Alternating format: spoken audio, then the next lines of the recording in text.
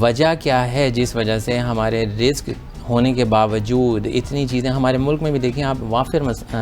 وسائل موجود ہیں, ہمارے گھروں میں وسائل موجود ہیں, لیکن پھر بھی پریشانیاں اور بے برکتی جو ہے وہ ہمیں ہر جگہ پہ نظر آتی ہے. تو اس کے اوپر بات کرنے کی بہت زیادہ ضرورت ہے, اور آپ لوگوں نے مجھے انوائٹ کیا. میں انشاءاللہ آج کے پروگرام میں آپ لوگوں کو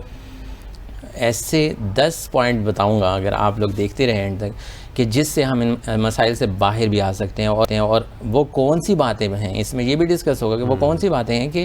جن کو کرنے کی وجہ سے ہم ان مسائل کے اندر پھنسے ہیں. تو جس میں سب سے پہلی تو چیز یہ ہے کہ ہمیں اگر ہم چاہتے ہیں کہ اپنے رزق میں, اچھا رزق کے بارے میں بھی بتاؤں چاہیے کہ رزق سے مراد کیا ہے. رزق سے مراد صرف مال اور دولت نہیں ہے. اللہ سبحانہ و تعالیٰ نے جو بھی چیز ہمیں دی ہے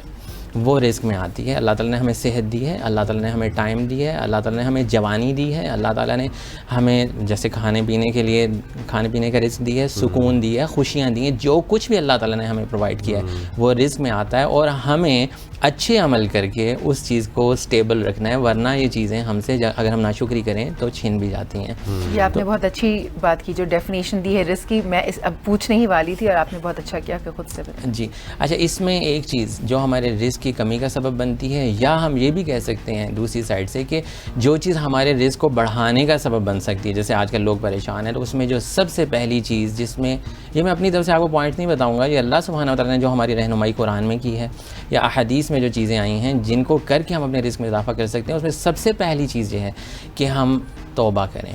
ہم اللہ تعالیٰ کی طرف پلٹیں اور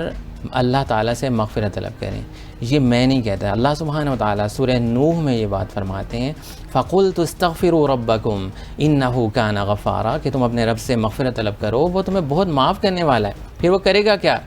یرسل السماء علیکم مدرارا, وہ تمہارے اوپر موسلا دھار رحمت کی بارشیں نازل فرمائے گا. وَيُمْدِدْكُمْ بِأَمْوَالٍ, وہ مال سے تمہاری مدد کرے گا. وَبَنِينَ, یعنی کہ جو لوگ اولاد کی کمی کی وجہ سے پریشان ہیں, مال کی وجہ سے پریشان ہیں, اور غلے کی کمی کی وجہ سے پریشان ہیں, ان سب کا حل اللہ تعالیٰ نے جو ہے وہ اس آیت کے اندر فرمایا. اور پھر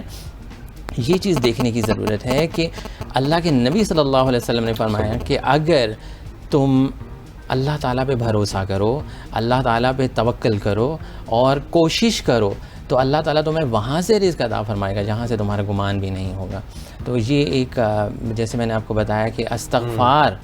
اللہ سے توبہ طلب کرنا جو ہے, یہ سب سے پہلے پورے ملک کی اس وقت ضرورت ہے کہ ہم اپنے گناہوں کی معافی مانگیں اللہ تعالیٰ سے کہ ہم سے کیا کمی ہو گئی ہے جس وجہ سے اللہ تعالیٰ نے جو ہے وہ ہمیں اس چیز میں مبتلا کر دیا ہے.